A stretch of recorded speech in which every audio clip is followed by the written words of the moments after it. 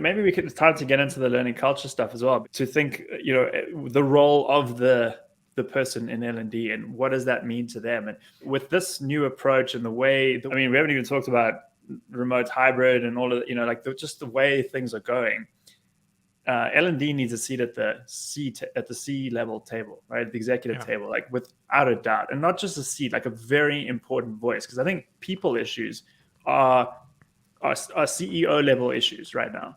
They are. Everyone's worried, like 100%. Like that is like probably the biggest competitive advantage, is the ability to attract and retain the best talent, right? And to develop it, to attract, retain, and develop it is the biggest thing. And it has been a C-level problem for a long time, but I would say now there's a much greater awareness of it. So to your point of us needing to be at the table, it's no longer fighting for it as much as it used to be. It's a where are you? We need you right now. And then with that comes the responsibility of, well, now you need to bring something to the table, right? And I think the seat gets hot sometimes. That's the part that not absolutely, yeah. And I think this is where the learning culture idea gets so interesting, because this is stuff that, for those out there interested in this, there's a book called The Fifth Discipline by Peter Senge.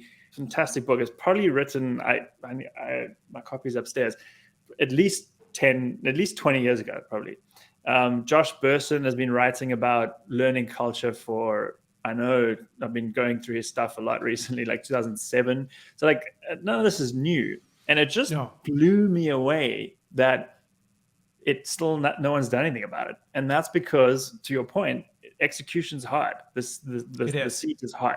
All the things we've talked about up to this point sound very like, oh, yeah, that's easy enough. But to your point, the execution of it and the doing it well is not as easy as we sometimes think. Exactly. And this is where it becomes a C-level responsibility. I think there should be a role, chief learning culture officer, where you are responsible for creating that environment at the company.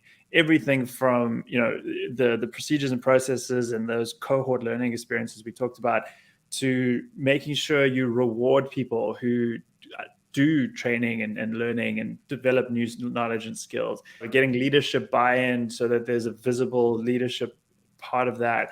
There's just so many different things that go into this role. And so I think it elevates the role of L&D in a huge, huge way. And I think it's pretty exciting for the industry.